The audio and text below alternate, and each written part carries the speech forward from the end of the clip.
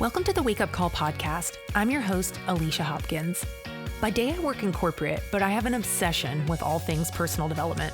So I became a life coach and started this podcast as a way to help others break free from living a life that's good on the outside and wake up to the one they actually want. When I got to my most uncertain place, all I wanted was someone to say, "Hey, Alicia, you're a little off course, and this is what you need to do." That's what I want to be for you. This podcast is a place where I want to share my experiences and provide you with community, knowledge, and inspiration to make change in your life. Sometimes we get a little lost and need help course correcting. If this sounds like you, you're in the right place. Let this be your wake-up call. Now let's get started. Hey guys, and welcome back to another episode of the Wake Up Call podcast. I've been doing a lot of my own personal development work, right? For a couple years now. And what led me down that path was, my experience with anxiety and kind of the unraveling of things and putting the pieces back together, right? So something that's come along my path, I guess you'd say, in recent time is this concept around trauma and understanding how there's patterns that can be present in our lives that have, they trace back to traumas. And it got me thinking because while I can say I've not necessarily had large trauma, right, that is often represented by abuse or loss, I wouldn't say that I've had that direct in my, world per se. And when we find ourselves thinking that trauma is only reserved for those types of events, there's a tendency that we overlook some other ways in which there can be trauma-rooted events, right, that are playing out in our lives through lived experiences. And I wanted to dig into this topic of trauma. And my friend, I went to coach training school with her, Sheila Anne, you might recognize her from episode 29 of the podcast. She is a trauma-informed coach. And basically what that means is she has some additional training around trauma. And I want to put the, kind of the asterisks out there that this is very high level. And I, by no means, am an expert in the world of trauma. So if at any point in time, this feels too sensitive for you, I just want you to do what feels good for you. I will say that the conversation is, again, a bit more high level, and it's exploring things like these patterns that play out in our life. Can you identify with the need to always be busy? Maybe a high drive to achieve, to be a people pleaser. Now, it's not to say that they're always related to a trauma event. Sometimes these things are associated with, things that happened early in our childhood development, right? When we are young, we are just picking up, we are sponges, right? Picking up what we believe to be true in the world. And it shapes things that play out in our lives in later years. So this conversation today is, like I said, high level, asking my friend Sheila about trauma. How does it play out? What I also found to be interesting, whether trauma related or not, patterns that we pick up that often we, can build an identity around. Sometimes these things end up playing such a front and center role in our life that they become the patterns that are dominant in how we present ourselves in the world. And what ends up happening is these strong drives actually prevent you from showing up as your whole self, right? So maybe your drive to achieve, right, is so strong and domineering in your life that there's other parts of you, right, that kind of get pushed to the background. And in doing this work, in exploring, more about whether it's patterns, doing the work through therapy or coaching or your own self-reflection, it's interesting how you can start to recover and bring those parts of you forward. So I hope you enjoy this conversation with Sheila. Like I said, she's a trauma-informed coach. She is just such a kind soul that I think you will find her to be so warm and just put you at ease. So I hope that this episode helps you to see that, patterns that play out in your life can often be rooted in something, but that doesn't mean it defines you. So without further introduction, let's go ahead and jump into the episode. Sheila, thank you so much for being here today. And I'm really interested to pick your brain. In some of the work I've been doing on my own personal development and just self-discovery, I've come across this topic of trauma, and I have to say I've learned a Mm. lot, but I have a ways to go. And I'm curious if you could share with us today the word trauma. I mean, I know it's complex, but what what does that mean? Like, how would you break down the word trauma as it relates to, how it plays out in our life? Yeah, absolutely.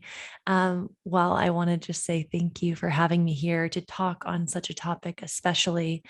I'm really honored for this time in this space. Um, Trauma, I'll just share on a personal level, is something that word kind of made me itchy years ago. It made me kind of resistant and, ooh, trauma. Like, I only thought about what I now understand is like shock trauma or more acute trauma rather than the complexity that it is. Trauma, as I define it, which is adapted from a few different definitions, is an event, a single event or series of events or circumstances that's experienced by someone as unsafe, whether that's emotionally or physically, and something that has lasting consequences on a physical, emotional, soulful, social level. So it can be such a spectrum of, again, events, experiences, circumstances that are underneath this big umbrella of trauma. What's interesting is that as I came to, again, very early stages of understanding the complexities of trauma, I didn't, you said it sort of made you itchy or whatever in the past. And for Yeah. me, it's almost like I felt like I didn't have the permission to relate to the word because I thought, Yes. oh, well, I haven't experienced, insert big giant trauma here. I think I dismissed some things, and I'm wondering if you could shed a light because I think this is pretty common, right? Like, I think there are certain traumas that we may know that seem self-explanatory, loss, accidents, things like that. But trauma can manifest in many different ways. And I'm curious if you could shed some light on like what are some other forms of trauma that maybe get dismissed or maybe people kind of brush it away to say like, oh, that might not be trauma. Like it takes on a lot of different Yeah. forms. Yeah, that's a great question, and I can certainly resonate with that. One example of trauma that is not necessarily a specific event is historical, collective, and intergenerational trauma. So trauma that is actually passed down through coping and adaptation patterns. So it might not even be you; it could be your ancestors, and we're only beginning to understand more of that through things like epigenetics. And something else that actually can be traumatic is everyday experiences. I'm kind of putting that in quotes. Everyday experiences like moving, losing your job, going through a breakup, depending on who you are and your resilience and your resourcefulness, that can create trauma. And then beyond that, there's also chronic stress and adaptation. So, if you're someone who has spent most of your life, whether you're in your 20s or in your 50s, 60s, being chronically stressed and then adapting to that, then that can also create its own sense of trauma. Something else that really blew my mind when I learned about it was surgical trauma. And I don't mean like trauma surgery, which is like its own form of surgery, or that something has to go crazy wrong. But if you've had surgery done and it either something went, you either were misdiagnosed, or maybe you lost faith in your surgeon or your doctors, or your body took far longer to heal than expected, that can create trauma as well because your body is looking to heal and heal and heal and support you. And if you're not nurturing yourself in the proper way, or you don't have the right support system, that in itself can create trauma. And isn't there it can be trauma, and I think this is one that people feel, I guess I'm gonna say guilty even saying is there's an element of trauma that can come from unmet emotional needs, right? Like if you had a really strict, Oh, yeah. parent and it's I think sometimes people feel bad acknowledging that because they feel like Yeah. they're saying their parents did a bad job, and it's not to place blame, shame, anything like that on parents, right? Like they are doing what they know, what they had access to, resource, whatever. So I think sometimes, we can overlook this unmet emotional need and not identify it as trauma. And I'm curious, what else would you add to that? Whether it's, other ways that maybe we dismiss trauma or, expanding upon the emotional part, but could you share more Sure. on that? Yeah, absolutely. I'm so glad that you asked this question, Alicia, because this is something that I've actually been doing a deep dive into in the recent weeks and months. And that is how our subconscious belief system is built. So from the ages of 0 to 7, we are just accepting what we perceive. We're not able to think for ourselves as much. So, whatever we perceive and experience in the world becomes assimilated into our subconscious beliefs. What that means is that it actually has nothing to do with our parents and how hard they try and how perfect they try to be. It's really about how we as children perceive the world, which is why inner child work has become more prevalent, or at least I've seen it become more prevalent, going back and identifying with childhood beliefs and how they are being expressed in your current situation and your current reality. So that means it's not even about emotional needs that aren't being met. It also can be, as a child, if you see someone else who is shining their light, another kid shining their light, being confident, courageous, and they are told to be quiet and they are told that they're showing off, you then assimilate that into your belief system of, okay, if I show off or if I like shine too bright, then I am not accepted, right? That's one example. It also might be if you see a parent who isn't contributing financially, because even if they're staying home and doing incredible work, mothering or fathering, that can actually change your belief system related to finances and what it means to provide and what your ability is to provide and how that signifies your identity within a familial structure in the future. Or if you see your parents expressing love or not expressing love, that shows you what is okay and acceptable and what is not. So what I'm saying here is, it's not even, I haven't specifically said anything that happens to you as a child, but rather how you experience and perceive the world that can be incredibly impactful. So interesting because, a question I wanted to ask you is how might someone maybe be able to identify if behaviors are stemming from a trauma? Because I know in my own work, what I've started to notice is that I would gain awareness around different patterns. I would see kind of like these automated responses that would happen in certain situations. And as I got curious, oftentimes I could trace them back to something, but I'm wondering, how would one be able to even identify if they think this is stemming from something that was traumatic, whether uh, Sure. actualized or, the example you gave of perception of how we see the world. I'm just curious how someone might, if they wanted to start getting curious about things that are playing out in their life, like how would one even begin doing that work? Yeah, great question. And something that I want to kind of insert here in a way, and this is my personal belief, is that as we talk about trauma and understanding your own trauma and going back through childhood, et cetera, anything can become an obsession. And I want to be really clear in saying that if you're hearing this and you want to start getting curious about your own patterns and your own history, notice if you start to become obsessive about it, or if you are trying to make meaning out of things that aren't necessary as well. And the reason why I say this is because I think that all sort of personal growth and personal development can become obsessive and addictive, and it's not always for our benefit, right? There's a reason that our body and our mind assimilates information like it does.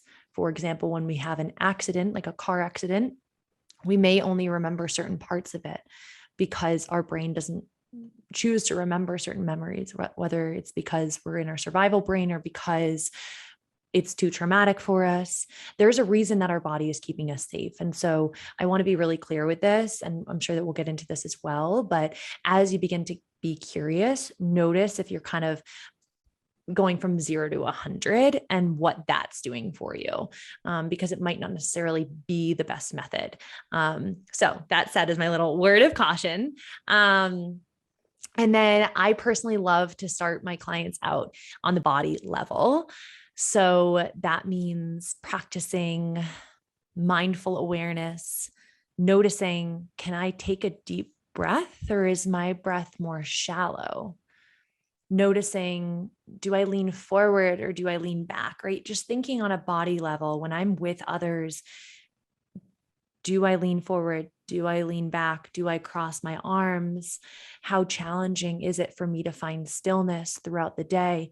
These little indicators can tell us a lot because there's research that shows that people that are more nurturing and that have been the nurturers throughout their lives tend to lean forward. Whereas people who have things like avoidant attachment, or maybe are a bit more closed off emotionally, they tend to lean away. So fascinating. Of course, there's always an in-between. It's not 100%, but just noticing what your body does. Again, going back to that breath, noticing if you've been able to breathe deeply recently, or if that feels totally strange. So those are some ways to even begin to get curious on the body level. And then in terms of the mental level, beginning to be curious about your mind and watching your mind. I typically will have people just watch their mind almost as if it's a movie screen in front of them or clouds above them, and just naming the different thoughts, emotions that pop up, because I think it's something like 95% of our thoughts are repetitive. Which is wild, like the same thoughts, but sometimes it's in a different costume. Like it's the same thought, but it sounds different. But when you really distill it down, it's the same sort of thing. So beginning to be curious about the history of your thoughts. Have I had this thought before? When have I had it? Noticing things like that, but not doing it all at once, right? So that's why I like to start out on the body level and then work to the mind. I'm really glad you added your take on kind of the obsessive nature that sometimes can happen with personal development, because, and I am guilty of it, especially when I'd say when I was initially kind of diving into some of this work. It's almost like I became fixated on finding like the fix, or like Mhm. what's gonna cure this element of myself or whatever. And Mhm. what's interesting is that I think if anyone out there finds yourself kind of in that lane, it's basically implying that something's wrong with you, and like nothing's Yeah, wrong with you. And in nothing's wrong. fact, yeah, Mhm. and I think that the beauty of personal development work is to bring awareness to things. And right, if there are things in your life that aren't serving you, great, let's get curious and, you know, invest the time, efforts to do that exploration, work with a coach, journal, whatever that might, therapy. Mhm. But I do think that sometimes it's easy to go down the rabbit hole and get so fixated that like you don't come up for air, and you forget that like you're a perfect creature just as you are. Like there's nothing wrong with Mm, you. So I'm really glad that you like shined a light on that. I wanted to ask you, I probably selfishly as I ask this question, but like what are some patterns you see that can be trauma related, whether it's personal experience, clients you've worked with? I think this might hit home with a lot of people, so I'm curious to yeah. see what you're about to say. Yeah. Many of the clients that I work with are high achieving, perfectionist, or have perfectionist tendencies, people pleasing tendencies. And I notice their trauma response or their trauma adaptations on both a verbal and nonverbal level. So the verbal being how they tell the story of themselves or the world, how they talk to themselves, their strategies for tackling situations and life and communication. And then on the nonverbal level, noticing how they enter the conversations, like energetically and emotionally, and how that changes through our conversations. And then also just in terms of their body language. And so trauma itself can influence us in like really every level of our being. What we remember, how we remember, how we hold our bodies, like you and I have already been talking about, the risks that we're willing and not willing to take, and our belief system. And so some of the big patterns that I tend to see are some of the common themes that I have seen even in the past couple of months with my clients are people that believe that they're unworthy or unlovable unless they're constantly busy and constantly performing. Many of the people that I work with are terrified of becoming lazy. And likely that's because they experienced either themselves or someone else in their past that was lazy and didn't find belonging because of it. And things that they believe are possible for other people, but not necessarily themselves. Trauma says a lot about safety and our perceived safety. And what I witness in many of my clients is when people believe that they are not free to let go. Like freedom has been a big theme lately, which has been really interesting for me to witness in a variety of my clients. Is like, I'm not free to be myself or to let go or take a day off or like be the wild woman that I was when I was a child. So that sense of the loss of freedom. Also anxious and avoidant attachment,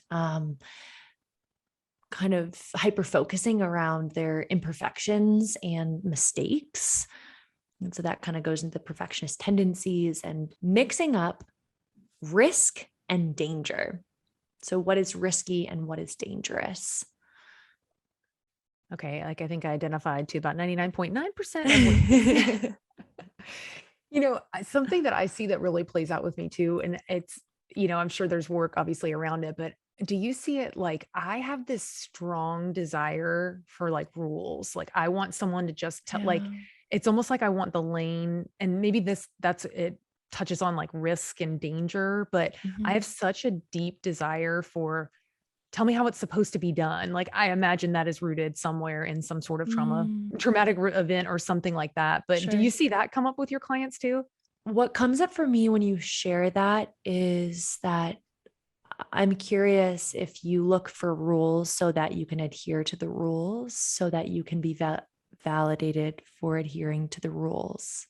Oh my gosh almighty, Sheila. Like, yeah, I mean, I definitely resonate with a lot of that. So rules can really, if someone finds themselves feeling like that they need to know how something's done, you're saying there can Yeah. be a tie to validation then because you want to know how to Mhm. do it so you do it well and then seek praise.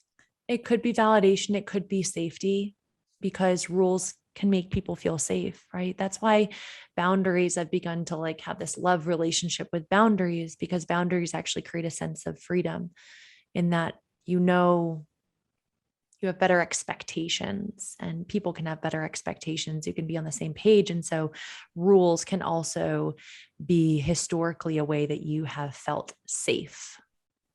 Interesting. This stuff is Mhm. fascinating to me. As you're working with clients and they're identifying some of these patterns that are playing out, kind of what is the goal of the objective? Like, is it for someone Mhm. then to acknowledge the pattern?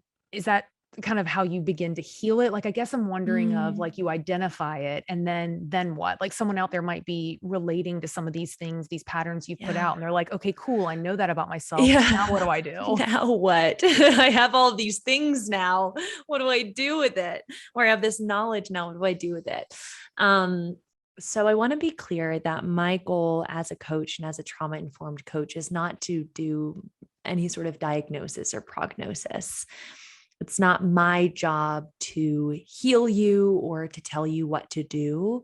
As a trauma informed coach, it's really my responsibility to welcome your whole self. And that's not just the parts of you that have been praised in the past or that have been shining the most. It's actually to welcome the parts of you that are likely compartmentalized. So, picking up the pieces of yourself that have been separated. And for some people, that might mean the person I am at work versus the person I am at home.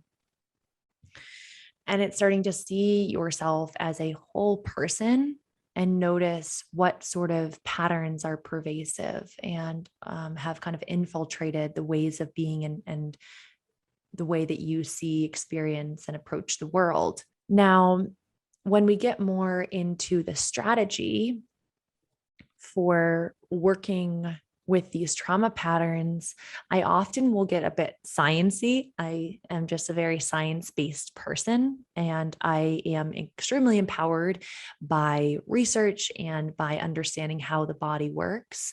And so I like to take my learning and distill it down into a way that's really tailored for my clients personally. So if I'm working with somebody who is in a pretty constant state of heightened anxiety, let's say that they have chronic stress or they have anxious attachments, then I will help them to see what kind of zone they're in. So our nervous system, our autonomic nervous system has 3 different zones.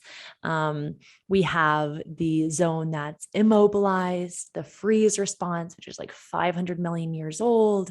We have the parasympathetic, or excuse me, the sympathetic, which is the mobilized parts, the activated part of us. And that's like 400 million years old. And then we have the new age part of ourselves, which is safe, connected, engaged.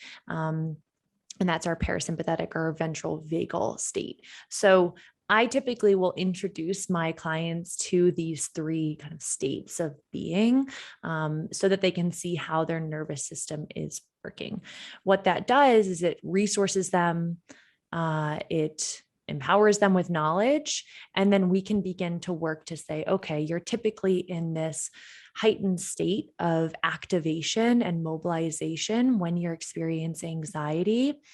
Let's see how we can move you into more of a state of safety, because the super, super cool thing about our nervous system, just like creating new neural pathways through neuroplasticity, is that we can actually shape our nervous system to go from, I do not trust relationships, I am unsafe in relationships, to training ourselves to feel that safety, to feel that rootedness. And so the good news about experienced trauma and trauma patterns is that our bodies are absolutely incredible at adapting. And that's how we got to where we are. But we can also adapt and kind of undo some of that to bring ourselves more to a grounded state of being.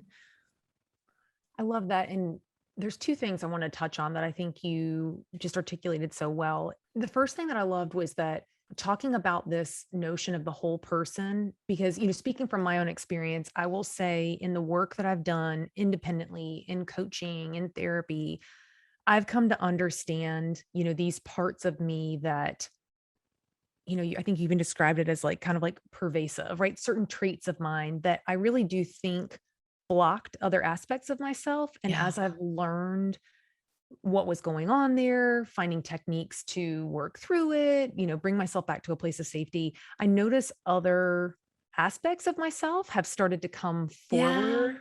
Like even one thing I think of, I would call myself the queen of indecision.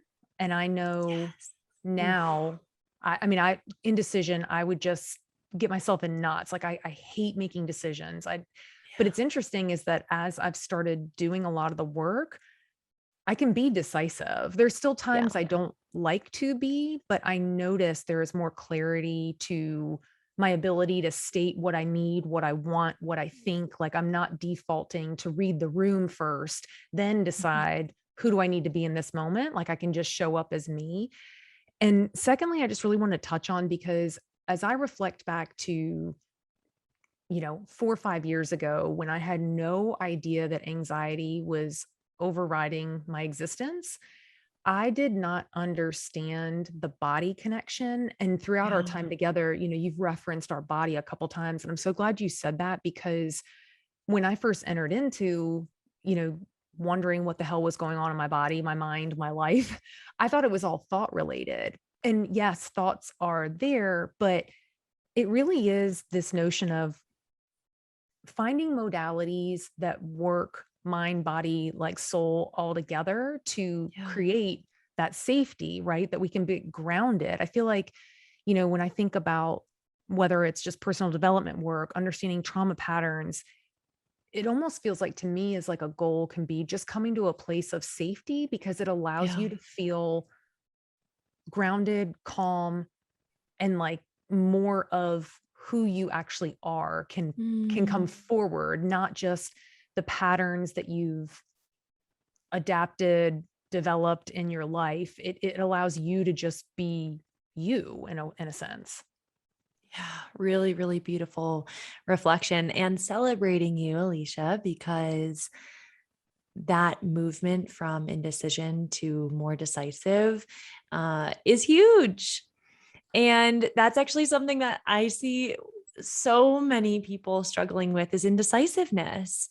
And it was me too. And I still work on that. I mean, I was the person who would go to a restaurant and be like to the waiter or the wait staff, just pick for me. I can't decide.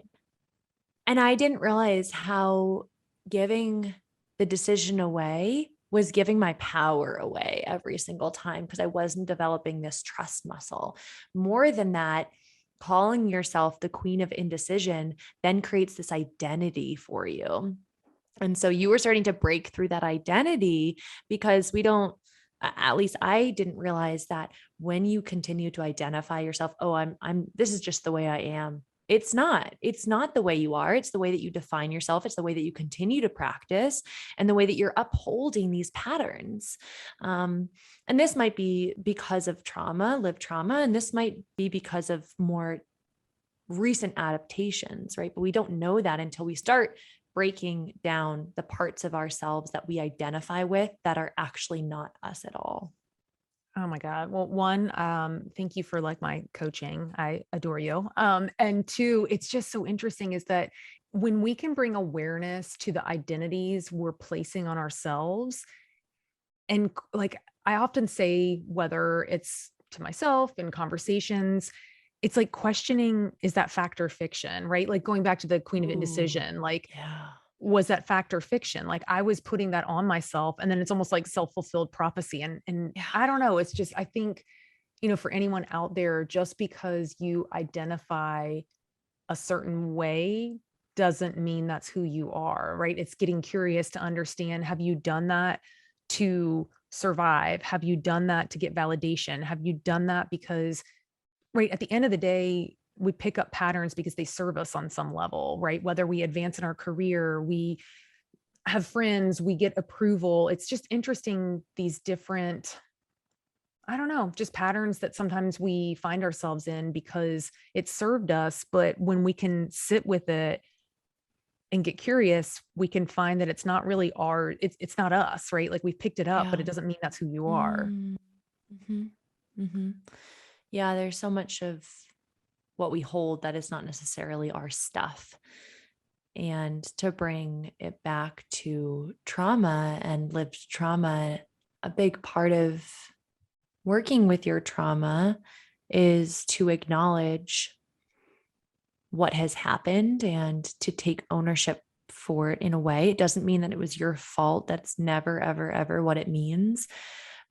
Yet still, if you continue to, I like to say, water the weeds, like you didn't put the weeds in the garden, but if you continue to water the weeds and nurture the weeds, then you're not going to be able to create blossoming in the other flowers in the garden or whatever it is. Those things aren't going to grow if you still continue to nurture these weeds. And so when you begin to own that and decide to shape your story, that's when you can really move into a different state of being, a different way of seeing the world, a different way of telling your story.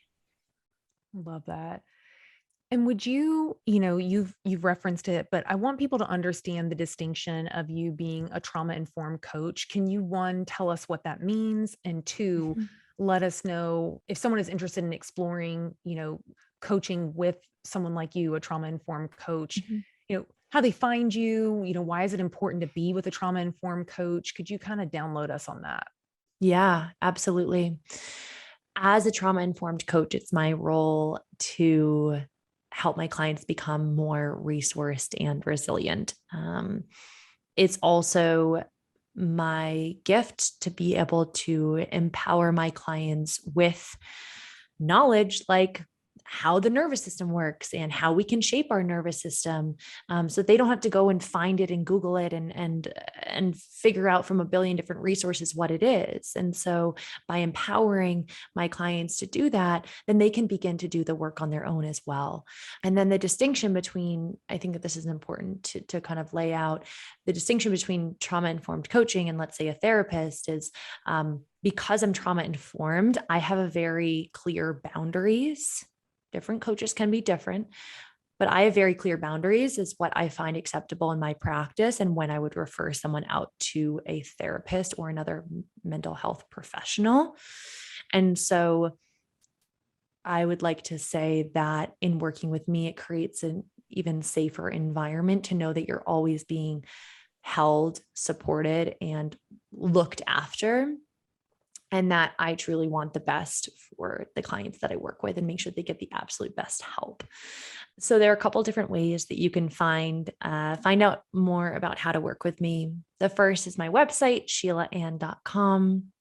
I have a blog on there, and sometimes I will talk a bit about my personal stories, with the loss of my mom or understanding subconscious beliefs that I've held since a young age. So there are some of those things, plus a lot of fun stuff like self-love tips and fun stories about traveling, etc. And then I also share a lot on my Instagram at She Flows and Grows. And I'm starting to share more about this kind of work, but it's been more recent because I was certified as a trauma-informed coach in December. And so it's starting to come back into kind of my sphere of my overall modality. I'm also a yoga instructor, and that is a huge part of my practice because it is working with the mind, the body, the soul. And so I mix body work into my coaching. I mix coaching into my yoga, and it all comes, it's exactly what I'm talking about, not compartmentalizing parts of the self. So I'm working now on really integrating all parts of me so that I'm able to serve my clients at the highest level by intuitively integrating different healing modalities whenever it feels right. Sheila, if I could have found you like 4 years ago, I could have saved myself so much. But, if that was my path to walk, but, guys, definitely connect with Sheila. If there's anything I could, through my journey with anxiety, through things I've learned, the biggest takeaway I have is not minimizing our body's role in our experience. And I love that you really integrate that into the work that you do. I find it so important. And, I get a little soapboxy and preachy because I don't think this information is readily available. And I think that oftentimes as high achieving, successful women, we think we can think our way through things, and you can for so long, and then your body's going to catch up with you until you know more. So I just really applaud the work you're doing, Sheila, in bringing more awareness into this and helping us get into our bodies and understand, more about the patterns in our lives so that we can really express ourselves as a whole person. So I really value, your insight today. Thank you for being here. And to all the listeners out there, I hope you enjoyed this episode, and I cannot wait to connect with you next week. Bye, guys. Thank you so much for listening to the Wake Up Call podcast. If you liked what you heard today, I would love for you to subscribe and leave a review. It takes just a few minutes and does wonders for helping other people find the podcast. If you want to connect outside of the podcast, you can do so by following at Alicia D. Hopkins on Instagram. And if you really liked the episode you just listened to, do me a favor. Would you screenshot the episode and tag me? I would love to see what's resonating with you. Thank you for joining me today, and I hope today's episode helped you to see that you can wake up to the change that's possible in your life.